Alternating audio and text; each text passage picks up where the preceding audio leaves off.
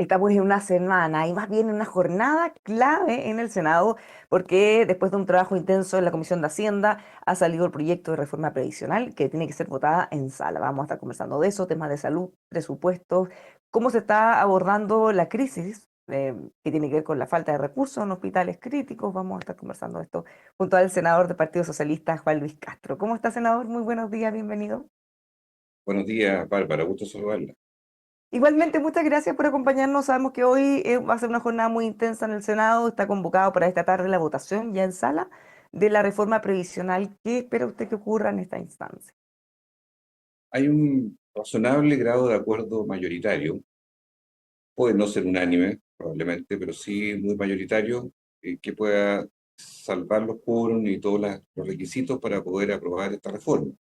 Es una discusión intensa, necesaria, que llega en un proceso que también ha sido largamente trabajado en la Comisión de Trabajo, valga la redundancia, y en estos últimos días en Hacienda, con tres propósitos principales. Primero, hacer una mejora real a las pensiones de hoy. El segundo, bajar las comisiones, que es un tema muy sensible en el mundo de la AFP. Y tercero, introducir más competitividad en el sistema, sin eliminar la AFP, pero sí abriendo un escenario de mejor redistribución de esos recursos, e intentando siempre mejorar la calidad de vida de las personas adultas mayores. Hoy, a diferencia del año 80, la esperanza de vida es de casi 80 años, 81 años, en esa época era 68 años. Es decir, se vive más, pero la calidad de esa vida más prolongada es muy frágil, es muy débil, y eso es lo que de algún modo ya quedó en evidencia ante toda la ciudadanía con la desafección con el sistema actual de pensiones, de AFP, y la necesidad de un cambio más profundo. Se ha criticado por parte de compañeros suyos en el Congreso y desde otros sectores la premura. Si se está legislando matacaballo, casi no han tenido tiempo para mirar todo lo que se está discutiendo. Estamos hablando de informes de 600, 700 páginas que sale de trabajo. En pocas horas ya tenían que aprobarlo en la comisión. ¿Para qué hablar ustedes? Me imagino que recibieron hace pocas horas el informe y ya van a tener que votarlo. Sí, pero convengamos en que esto ha venido desde hace 2 años en el último gobierno, desde que se ingresó el proyecto, con distintos cambios, con despacho de la Cámara de Diputados. Luego, desde agosto, en la Comisión de Trabajo, donde han habido 6, 7 meses, que se acordó así, que fuera en un modo de votación al referéndum, es decir, que se fueran avanzando los temas para después, al final, hacer la refrendación con los votos. Y eso se ha cumplido.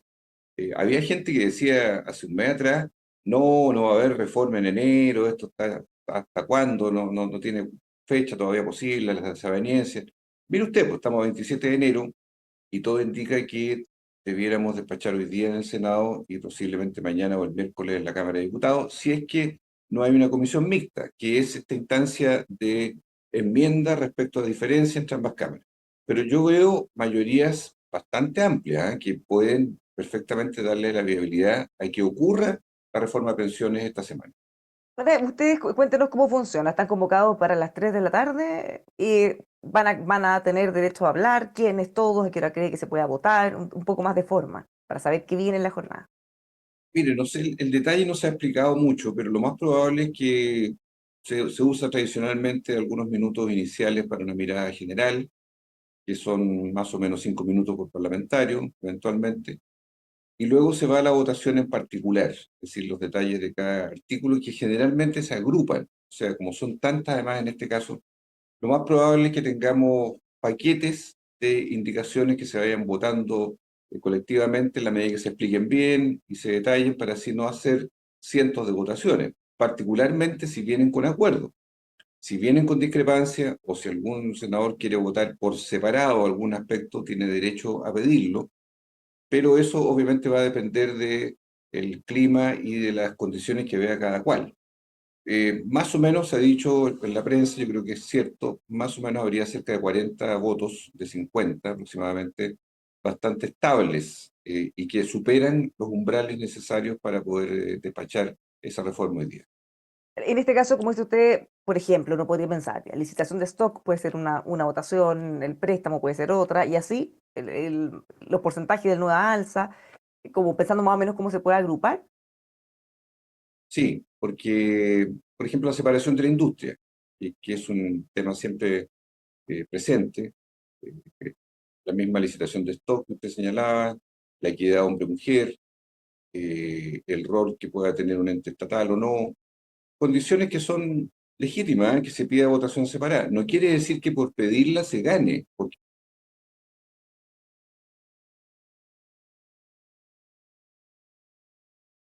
o minoría. Pero yo le digo, si usted me dice el Senado está preparado para votar, sí, yo le diría que sí, porque ha delegado en una comisión 7 meses, con reportes contundentes, con dos informes de comités técnicos asesores, con un informe de Hacienda que también superó las dudas que había durante los últimos días. O sea, yo creo sinceramente que está el ambiente para decir, mire, vamos por esto porque esto es no la reforma perfecta, está claro, pero es una reforma que da un paso sustancial para poder hacer mejor a las pensiones hoy día en Chile. En el caso suyo, por ejemplo, usted, bueno, el tiempo es muy acotado, pero ¿va a alcanzar a estudiar, a leer todos los artículos o va a confiar en el trabajo de sus compañeros en las comisiones? Bueno, vamos a estar largas horas y vamos a poder revisar cada artículo y desde luego hay asesorías que están en marcha entregando minutas y documentos para poder facilitar. Y por cierto, quienes son los integrantes titulares de la comisión nos dirán, porque ellos están ahí, han estado, conocen el detalle mucho más específico del tema, entonces también hay sintonía con los parlamentarios de la Comisión de Trabajo, los de Hacienda, y en eso podemos, yo diría tranquilamente, descansar en buena consejería de quienes han estado adentro. Al revés, cuando han habido temas de salud, como yo estoy más metido en eso, me preguntan a mí y así, de alguna manera hay un juego de expertise que vamos intercambiando para poder hacer votaciones serias y con responsabilidad. Todo indica, como dice usted, pareciera que en el Senado de esto debería ser un proceso bueno, quizá lento en el tiempo, pero rápido desde que se apruebe en esta jornada. En la Cámara hay un poco más de duda respecto a si se aprueba directamente a la primera o si hay algunos puntos que tienen que pasar a una comisión mixta. ¿Qué ocurre en ese caso? ¿Se alcanza a ver en estos pocos días de la semana o ya tendría que pasar a marzo? No es fácil, ¿ah? Porque en el mejor de los casos que despacháramos todo hoy el Senado, mañana martes la Cámara, si hubiese comisión mixta, tendría que esta comisión sesionar el mismo miércoles eventualmente, despachar y hacer que las dos salas también refrenden eso. Eso es bien comprimido. Eh, entonces, es dudoso, porque si no pasaría a marzo. El gobierno no quiere que pase a marzo porque se puede debilitar el piso político. Entonces, yo entiendo que es necesario dar un empujón final, sobre todo si hay una masa crítica que tiene acuerdo en torno a esto, desde sectores de izquierda y de derecha, porque hay un mérito para que así se diga. O sea, veo yo que las posibilidades de comisión mixta pueden ocurrir en la Cámara, pero las veo débiles de cómo partieron. Partieron muy agrias, ¿verdad? Al principio, de más sectores que hablaban, pero hoy día eso está más debilitado. Puede que no haya comisión mixta. Bueno, en ese caso, el presidente Gabriel Boric va a utilizar una atribución constitucional que le permite convocar a la Cámara, dado que no hubo unanimidad para suspender la semana distrital para que voten, pero ¿no podría hacer eso mismo en febrero, por ejemplo, si esto se tuviera que extender, para no pasar a marzo, sino que verlo en un par de semanas más? Bueno, el presidente tiene esa facultad en virtud de leyes que sean de alto efecto para el país, así que es una prerrogativa que está ahí latente. No se ha barajado febrero, todavía puede ser. Yo no descarto nada, depende ahí más bien del presidente y de la moneda y del curso que tenga el trámite ahora en estos días. Eso va a ser bien decisivo las conversaciones con los diputados, especialmente de modo de tener la votación suficiente mínima para poder evitar la comisión mixta. Entonces, no sé, yo todavía lo dejaría en suspenso, por lo menos hasta el miércoles, hasta que haya claridad de que ya es posible sacarlo ahora o si no, tomar otros caminos. Ahora, en el caso, para quienes nos están viendo, no son expertos en técnica legislativa. Si se vota por separado, que es obvio lo que va a ocurrir, no sé qué tan separado, pero ¿basta con que se rechace cualquiera de los puntos para que tengan que ir a la comisión mixta? ¿Basta con que haya un rechazo en uno? Claro, recordemos, en el trámite legislativo, este proyecto partió en la Cámara, se despachó meses atrás, está en el Senado, y el tercer trámite es la Cámara que simplemente tiene que decir si aprueba o rechaza lo que hizo el Senado. Y si rechaza, ¿qué parte es la que rechaza? Y eso lo tiene que decidir la sala. Por eso no hay un tiempo de comisión, mayormente en la Cámara de Diputados, que pueda revisar durante días o semanas. Es la sala de la Cámara la que tiene que decir, mire, de tal artículo consideramos que este no, por mayoría no lo aceptamos Y ese artículo pasa a la comisión mixta, o ese paquete de artículos. O sea, es una cosa más fragmentada, más particular de ciertos temas donde haya mayoría en la Cámara. Además, se requiere que haya una mayoría que reúna quórum, y eso pasa a una comisión mixta. Entonces, son aspectos bien sensibles. Yo pienso que van a haber más bien peticiones de votación separada, quizás sin posibilidad de éxito, pero sí para dejar un testimonio. O sea, parlamentarios que digan, yo quiero dejar aquí mi bandera clavada de que yo estuve por tal o cual medida, aunque la gane o pierda, esa fue mi voto y eso es lo que yo pedí. Es normal que ocurra eso, no hay que escandalizarse porque cada cual deja plantada su propia línea de acción, en fin, para la discusión ya ex post, cuando ya haya ley, y dice, yo quise esto, no se dio, pero aquí está mi votación. Pero más allá de eso, lo que a la gente le importa es la celeridad, porque esto tiene total 10 años más o menos desde que se empezó a discutir en nuestro gobierno. Bueno, cambiémonos de tema, senador, porque nosotros mismos hemos conversado en muchas oportunidades cómo se está tratando de paliar el déficit en salud. Veíamos con mucha inquietud que usted nos contaba, se habían comprometido nuevos recursos para inyectar a los hospitales, estaban suspendiendo cirugías por falta de insumos.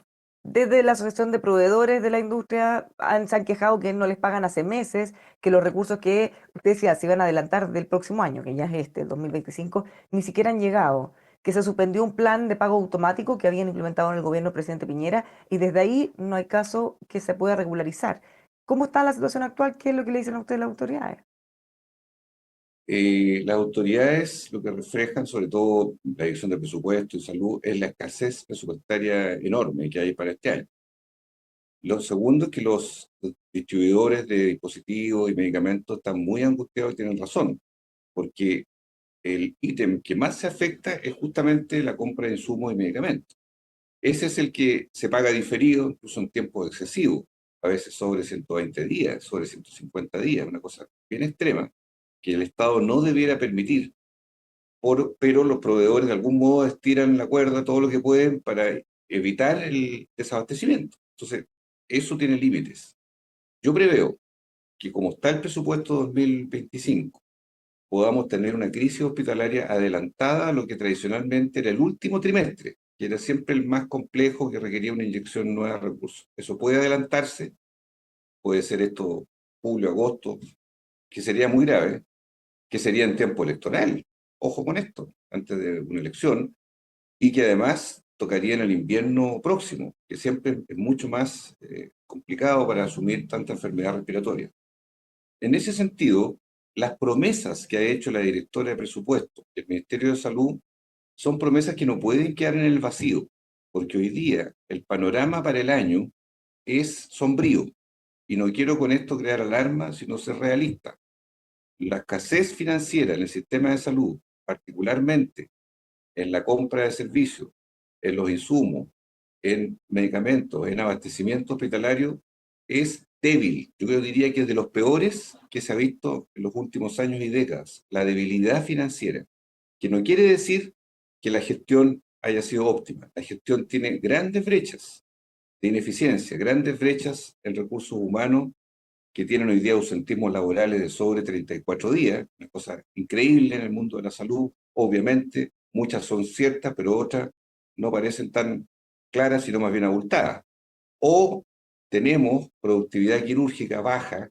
Imagínese usted que hoy día supera entre 3 y 4 pacientes por pabellón al día en un hospital, en todo el día. Operaciones promedio de 2 horas, 2 horas y media. La verdad es que parece increíble. Tenemos indicadores en eso que hay que mejorar mucho más. Y el Ministerio de Salud tiene que hacerse cargo de esa débil gestión que hasta ahora, yo no niego los esfuerzos, han hecho muchos esfuerzos, los centros regionales de cirugía, un montón de cosas que se han ido proponiendo, pero todavía es tan así que tenemos en volumen de las más grandes cantidades de personas en lista de espera nunca vistas en nuestro país, bordeando casi los 3 millones de personas entre consultas médicas y cirugía. Eso habla de que tenemos un problema todavía entre manos. Hace unos días la ministra de Salud, que además fue interpelada, afirmaba que las personas no fallecen en lista de espera sin atención. O sea, bueno, que falta de humanidad de corazón, parece una afirmación así, porque efectivamente pueden tener o no atención, pero finalmente lo que se necesita es la cirugía. Mire, aquí hay que ser bien claro en las cosas. Cuando una persona está esperando una operación de cadera, y está postrada, lo tiene en cama, porque no puede caminar, obviamente, una fractura enorme. Esa persona puede morir de muchas cosas, es cierto, pero el ser humano no es un ser fragmentado o subdividido en que tiene una cadera por acá, el corazón en otro lado. Una persona postrada es obvio que se va a deteriorar rápidamente. Pueden salirles caras, pueden tener infecciones, puede tener neumonía, y todo esto tiene un punto de origen que es una fractura de cadera no resuelta. Con esto le estoy diciendo que aquí nadie ha acusado que la gente no se atienda. Lo que la gente espera es que se atienda del problema que tiene, porque ese problema originario es el que produce una cascada de otras enfermedades, sobre todo en el adulto mayor, que lo llevan a la muerte. Entonces, hay que tener mucho cuidado en esto, ¿ah? Porque hoy día, sobre todo en un mundo donde una persona puede tener 3, 4 enfermedades a la vez, esas 3 o 4 enfermedades, por una de ellas se complican las otras, porque son enfermedades concomitantes, son enfermedades o cardiovasculares, o de cáncer, o infecciosas, porque el ser humano no está dividido por presas, digámoslo así, en forma criolla. El ser humano es uno solo, tiene un sistema que permite la vitalidad a partir del corazón, un sistema neurológico, un sistema osteoarticular, un sistema digestivo, y todos están funcionando como una sola gran orquesta sinfónica. Una pieza que falle, van fallando todas las demás. Y esa es la realidad de los seres humanos, y por eso yo creo que hay que atender al problema principal, que es la lista de espera, sobre todo más grave, en este caso traumatología, cardiología, otorrino, grandes grupos de enfermedades que hoy día son las que más esperan. ¿Hay alguna fecha o algo, algún hito que podemos esperar? Porque esto se dice, sí, se está abordando, pero ¿vamos a tener alguna Hay respuesta? una promesa presidencial, hay una promesa presidencial del primer mensaje de julio del 2022 que puso como horizonte tener no más de 200 días de espera quirúrgica en Chile, cifra que hoy día bordea los 300 días. Hubo una baja el primer año, se fue acercando, el segundo año hasta el primer semestre, y luego ha ido aumentando lentamente. Es decir, estamos, yo diría, distantes y casi en una forma casi muy difícil o imposible de lograr el tiempo de espera prometido al inicio. ¿Por qué? Porque los problemas de financiamiento que en parte influyen, programas, por ejemplo, de atención vespertina, de sábado, domingo, festivos, se acabaron a mitad del 2023. ¿Por qué? Porque hoy día los hospitales no cuentan con toda la dotación para habilitar pabellones. Uno dice, ¿hay pabellones? Sí. ¿Cuántos están operativos? Ah, no, no, no, hay 20% nomás operativo u otro porcentaje porque hay problemas de arsenalera, hay problemas de instrumental, hay problemas de esterilización.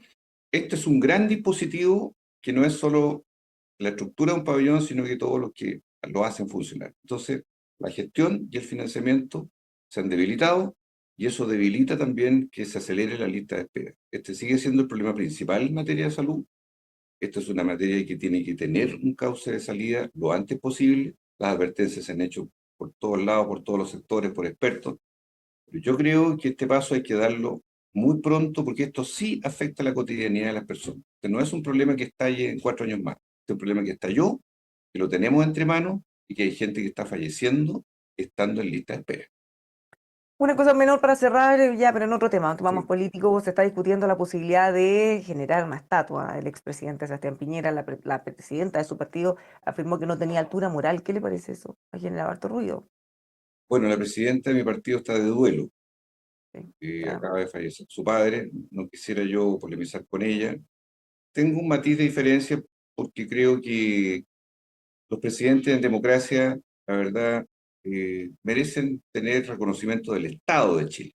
Obviamente los adherentes de cada uno tendrán sus opiniones más favorables o no en lo político, pero desde la secuencia del año 90 en adelante, pucha, ¿quién podría decir que hay un presidente ilegítimo o un presidente que no tiene la estatura, sobre todo si fue 2 veces elegido, igual que Michelle Bachelet, de tener una estatua? O sea, yo no soy de derecha, pero no le voy a negar un derecho democrático a alguien que lo pida y que pueda accederse a una estatua. Entonces, en ese sentido, yo no haría mayor cuestión de esa figura de hacer una estatua. Otra cosa es hacer otro tipo de homenaje o reconocimiento a políticas públicas determinadas, pero yo creo que esto es un gesto más bien en la democracia que es posible perfectamente aceptar y tolerar.